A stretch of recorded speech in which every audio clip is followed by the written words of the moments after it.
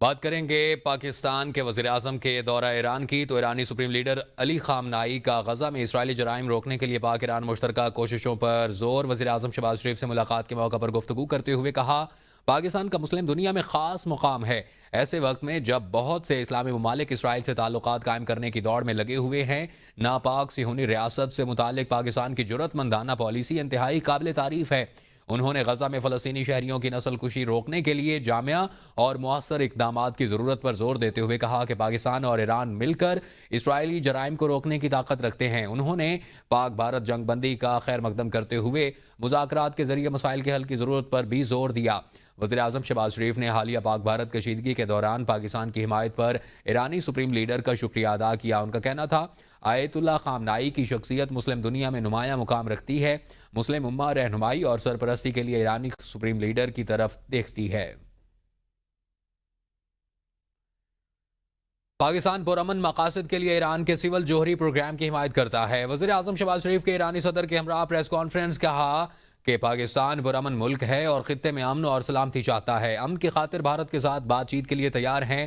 مسئلہ کشمیر سمیت تمام تنازعات بات چیت کے ذریعے حل کرنا چاہتے ہیں۔ پانی اور انسداد دہشت گردی کے معاملے پر بات چیت ہو سکتی ہے، جارحیت ہوگی تو ہم اس کا بھرپور جواب دیں گے۔ وزیر اعظم کے مطابق پاکستان اور ایران نے تجارت، سرمایہ کاری سمیت مختلف شعبوں میں تعاون کو وسعت دینے پر اتفاق کیا۔ بولے، غزہ کی صورتحال انتہائی تشویشناک، 50,000 سے زیادہ لوگوں کو شہید کر دیا گیا۔ عالمی برادری غزہ میں فوری اور دیر پا جنگ بندی یقینی بنائے۔ پاکستان اپنے فلسطینی بھائیوں کے ساتھ کھڑا ہے۔ My dear brother President, Pakistan stands by our brothers and sisters in Iran to promote peace, progress and prosperity, and we fully support Iran's right to have for civilian use peaceful nuclear program. We wanted peace. We want peace, and we will work for peace in the region through talks on the table and resolve our outstanding issues, including Kashmir problem according to the resolutions passed by Security Council and United Nations, even by Indian Lok Sabha back in 1954. But if they choose to remain aggressor, then we shall defend our territory and our country like we have done a few days ago by the grace of God. خطے کی ترقی اور خوشحالی امن سے ہی ممکن ہے۔ پاکستان برادر ہمسایہ ملک وزیر اعظم شہباز شریف کی آمد کا خیر مقدم کرتے ہیں۔ ایرانی صدر مسعود پزشکیان کہتے ہیں کہ پاکستانی وزیر اعظم سے سیاست، معیشت، بین الاقوامی تعلقات سمیت مختلف شعبوں میں تعاون پر بات چیت ہوئی۔ دونوں ملکوں کی دہائیوں پر محیط ثقافتی تاریخی تعلقات ہیں۔ OIC کے پلیٹ فارم پر دونوں ملکوں کا موقف یکساں ہے۔ سرحدی علاقوں میں انسداد دہشت گردی سے متعلق دو طرفہ قریبی تعاون ضروری ہے۔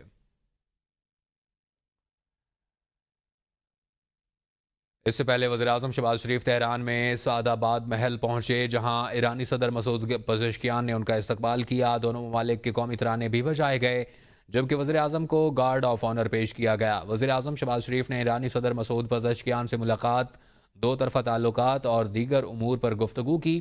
مہرآباد ایئرپورٹ تہران پہنچنے پر ایرانی وزیر داخلہ سکندر مومنی، ایران کے پاکستان میں سفیر رضا امیری مقدم، پاکستان کے ایران میں سفیر مدثر ٹیپو اور اعلیٰ سفارتی اہلکاروں نے وزیر اعظم شہباز شریف اور پاکستانی وفد کا استقبال کیا۔ ایرانی فوج کے چاق و چوبند دستے نے سلامی پیش کی۔ نائب وزیر اعظم و وزیر خارجہ محمد اسحاق ڈار، فیلڈ مارشل سید عاصم منیر، وفاقی وزیر داخلہ سید محسن رضا نقوی اور وفاقی وزیر اطلاعات عطا تارڑ اور معاون خصوصی وزیر اعظم سید طارق فاطمی دورہ ایران میں وزیر اعظم کے ساتھ وفد میں شامل ہیں۔ مشیر وزیر اعظم رانا ثناء اللہ نے کہا ہے کہ تحریک انصاف سے پرامن احتجاج کی توقع نہیں کی جا سکتی۔ آج خیبر پختونخوا میں پرامن احتجاج ہوا، شیلنگ نامناسب عمل ہے۔ انہوں نے کہا کہ پیپل پارٹی کے کارکن اور عوام کرپشن کے خلاف احتجاج کر رہے تھے۔ آج کے پی میں پرامن احتجاج ہوا. شیلنگ نامناسب عمل ہے. پی ٹی آئی کہتی ہے احتجاج کا حق ہونا چاہیے, دوسروں کو بھی یہ حق دینا چاہیے. آپ کو بتائیں کہ رانا ثناء اللہ کا کہنا تھا کہ آج خیبر پختونخوا میں پرامن احتجاج کے اوپر شیلنگ افسوسناک ہے. سپریم کورٹ میں مخصوص نشستوں کے تنازع پر آئینی بینچ نے سماعت کی. عدالت نے سوال اٹھانے کے سنی اتحاد کونسل نے انتخابات میں حصہ نہیں لیا تو وہ مخصوص نشستوں کے حقدار کیسے؟ جسٹس مسرت ہلالی نے کہا کہ آزاد امیدوار جماعت میں شامل ہو سکتے ہیں مگر سنی اتحاد کونسل کے معاملے میں یہ بات صحیح نہیں لگتی. تفصیلات اس رپورٹ میں. جسٹس امین الدین خان کی سربراہی میں 11 رکنی آئینی بینچ نے مخصوص نشستوں کے کیس میں نظر ثانی درخواستوں پر سماعت کی. عدالت نے متعدد سوالات اٹھائے. جسٹس مسرت ہلالی نے سوال اٹھایا سنی اتحاد کونسل نے تو الیکشن میں حصہ ہی نہیں لیا تو وہ مخصوص نشستوں پر کیسے دعویٰ کر سکتی ہے؟ آزاد امیدوار پارلیمنٹ میں شامل ہو سکتے ہیں لیکن وہ سنی اتحاد کونسل کا حصہ کیسے بنے؟ وکیل مختوم علی خان نے عدالت کو بتایا آزاد امیدوار سنی اتحاد کونسل کے ساتھ شامل ہو گئے تھے جبکہ سنی اتحاد کونسل کے چیئرمین نے خود آزاد حیثیت میں الیکشن لڑا تھا.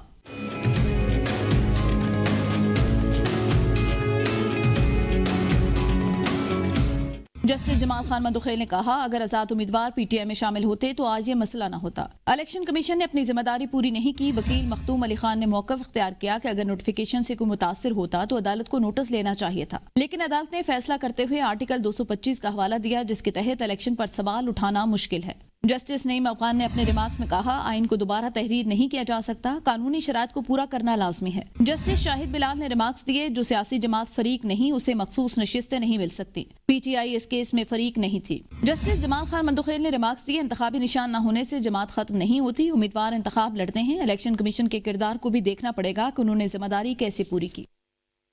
سربراہ سنی اتحاد کونسل صاحبزادہ حامد رضا نے کہا ہے کہ مخصوص نشستیں پاکستان تحریک انصاف کا حق ہے. پاکستان تحریک انصاف پاکستان کی سب سے بڑی سیاسی جماعت ہے. انہوں نے کہا تحریکیں کسی کے آنے جانے سے رک نہیں جاتی بلکہ جاری رہتی ہیں. اس وقت کسی کے ساتھ کوئی مذاکرات نہیں ہو رہے. جنگ کے دوران ہم نے کھل کر ریاست کی حمایت کی. نواز شریف اور ان کے خاندان نے مودی کے خلاف بات تک نہیں کی. جو پاکستان کی سب سے بڑی پولیٹیکل پارٹی پاکستان تحریک انصاف ہے. آپ کو ایک بات کلیئر کر دوں جی, کوئی مذاکرات نہیں ہو رہے کہ جب انڈیا کے ساتھ یہ سب کچھ چل رہا تھا تو ہم جیسے لوگ جو ریسیونگ اینڈ پہ تھے 3 سال سے, ہم تو کھل کے آئے. ہم نے تو کھل کے مودی کی جو کر سکتے تھے وہ کی, جو ہندوستان کی کر سکتے تھے تو جو کی, جو اپنے لڑنے والے جوانوں کی پریز کر سکتے تھے ہم نے کی. لیکن جو ہیڈ آف دا اسٹیٹ تھا, جو رولنگ پارٹی کا بانی تھا, جو آپ کے پنجاب کا چیف ایگزیکٹو تھیں, وہ کہاں تھے؟ آج کے دن تک مودی کا نام ان کے منہ سے نہیں نکلا. سپریم کورٹ میں اسلام آباد ہائی کورٹ میں ججز کے تبادلے سے متعلق کیس کی سماعت ہوئی. وکیل فیصل صدیقی نے دلائل میں کہا کہ آرٹیکل 175 میں ججز کے تبادلے کی گنجائش موجود نہیں. جسٹس علی مظہر نے ریمارکس دیے کہ ججز کا تبادلہ ایگزیکٹو آرڈر پر نہیں عدلیہ کے مختلف فورم سے رائے لینے کے بعد کیا گیا ہے. تفصیلات دیکھتے ہیں اس رپورٹ میں. سپریم کورٹ میں ججز ٹرانسفر کیس کی عام سماعت جسٹس محمد علی مظہر کی سربراہی میں 5 رکنی آئینی بینچ نے کی. وکیل فیصل صدیقی نے موقف اپنایا کہ اسلام آباد ہائی کورٹ کا قیام آئین کے آرٹیکل 175 کے تحت ہوا جس میں ججز کے تبادلے کی گنجائش موجود نہیں. ججز تبادلہ مستقل نہیں ہو سکتا اور جوڈیشل کمیشن کے اختیارات میں مداخلت کے مترادف ہے. سینیارٹی لسٹ راتوں ایگزیکٹو کے ذریعے تبدیل کرنا عدلیہ کو اندھیرے میں رکھنے اور بدنیتی پر مبنی عمل ہے. بینچ کے سربراہ جسٹس محمد علی مظہر نے ریمارکس دیے کہ جج کے تبادلے کا عمل 4 عدالتی مراحل سے مشروط ہوتا ہے اور کسی بھی سطح پر انکار کی صورت میں تبادلہ ممکن نہیں. اگر سب کچھ ایگزیکٹو کے ہاتھ میں ہوتا تو الگ بات تھی. اٹارنی جنرل منصور عثمان آباد نے دلائل دیتے ہوئے کہا کہ آرٹیکل 200 کے تحت جج کا تبادلہ عارضی اور مستقل دونوں ہو سکتا ہے. تبادلے پر نئے حلف کی ضرورت آئینی تقاضا نہیں. تمام ججز نے وہی حلف اٹھایا جو آئین میں درج ہے. جسٹس نعیم اختر افغان نے استفسار کیا کہ اگر نیا حلف ضروری نہیں تو آخری سمری میں حلف نہ لینے کا ذکر کیوں آیا. جسٹس شکیل احمد نے سوال کیا کہ ججز کا حلف اور سینیارٹی اب سیکریٹری قانون طے کرے گا. کیا کسی نے ان کی اس پر رائے مانگی تھی؟ عدالت نے سیکریٹری قانون کی وضاحت بھی طلب کر لی. فیصل صدیقی کے دلائل مکمل ہو چکے ہیں. اٹارنی جنرل منصور آوان آئندہ سماعت میں مزید دلائل دیں گے. پانی پی ٹی آئی نے کہا ہے کہ وکٹ کے دونوں جانب کھیلنے والوں کی پارٹی میں جگہ نہیں. علیمہ خان کے ڈیالہ جیل کے باہر میڈیا سے گفتگو. کہا بانی کہتے ہیں کہ ساری زندگی جیل میں رکھ لیں, نہیں جھکوں گا. جو بھی اس نظریے کے ساتھ نہیں اس کی پارٹی میں کوئی جگہ نہیں. وقت بدل چکا ہے, پارٹی بڑی تحریک کی تیاری کرے.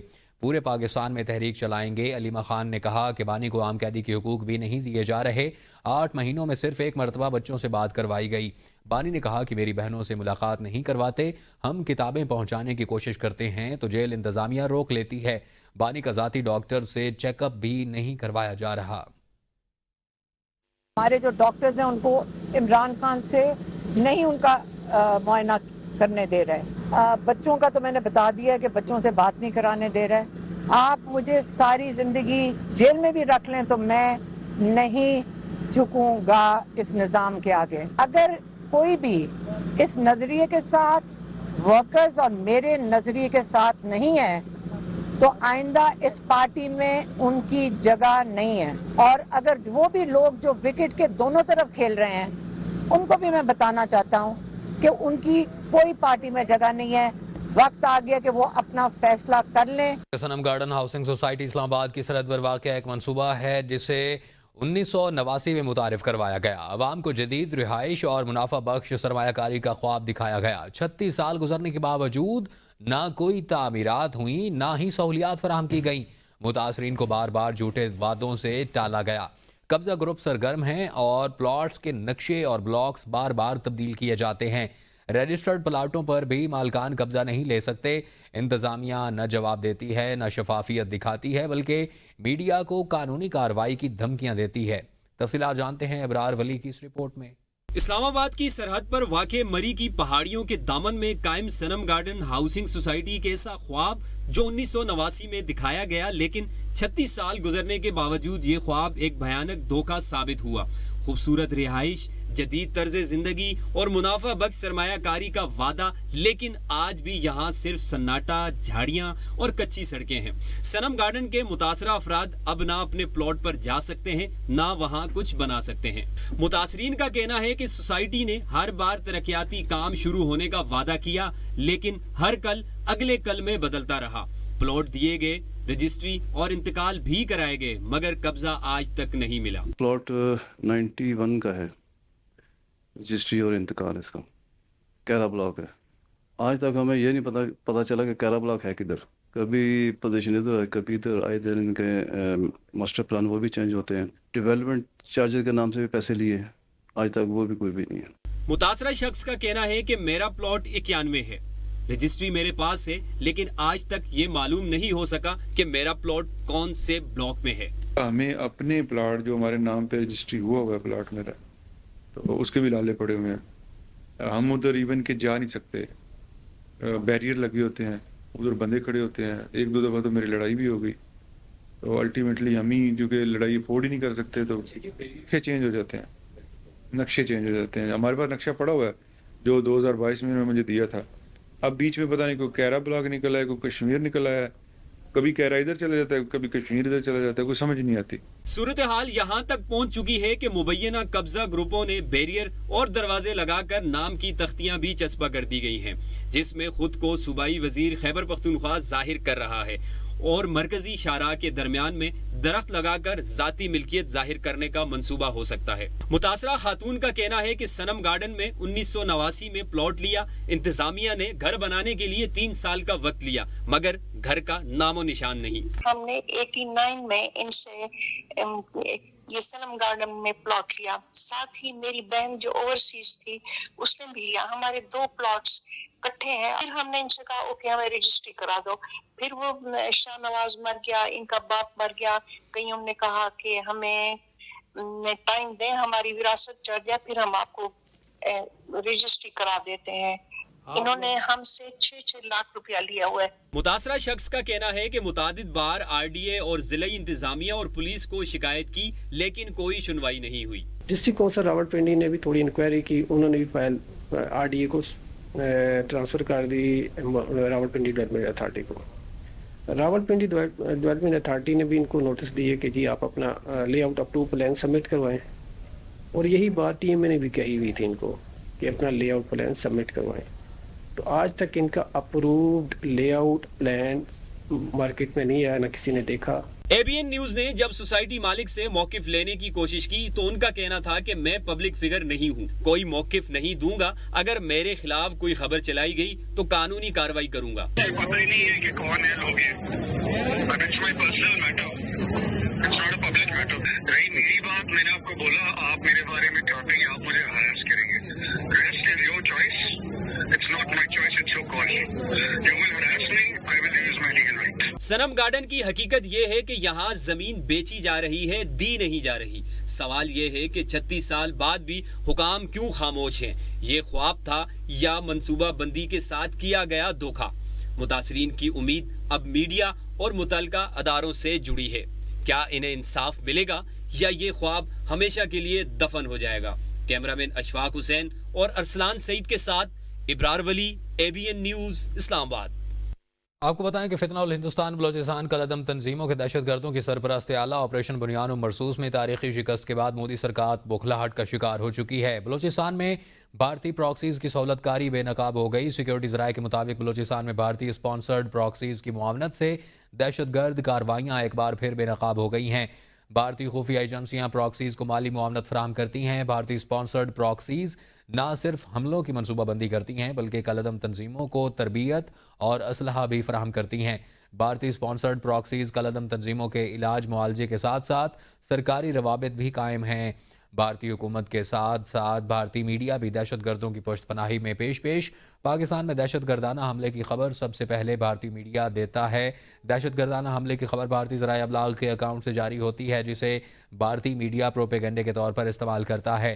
بھارتی چینلز کے اینکرز کا حکومت کو مشورہ، کالعدم تنظیموں کا دفتر دہلی میں ہونا چاہیے۔ بلوچستان اسمبلی کے اجلاس میں غزدار میں بس پر حملے کے خلاف مشترکہ مضمتی قرارداد منظور کر لی گئی ہے۔ قرارداد میں حملے کو علم، امن اور پاکستان کے روشن مستقبل پر حملہ قرار دیتے ہوئے اسے ملک دشمن عناصر کی گھناؤنی سازش قرار دیا گیا۔ اراکین نے معصوم طلباء کی شہادت پر شدید رد عمل دیتے ہوئے دہشت گردوں اور ان کے سہولت کاروں کو انجام تک پہنچانے کا مطالبہ کیا۔ اجلاس میں نیشنل ایکشن پلان پر عمل درآمد، بھارت کے کردار اور بلوچستان کو دانستہ نشانہ بنانے پر تشویش کا اظہار کیا گیا۔ قرارداد متفقہ طور پر منظور کر لی گئی۔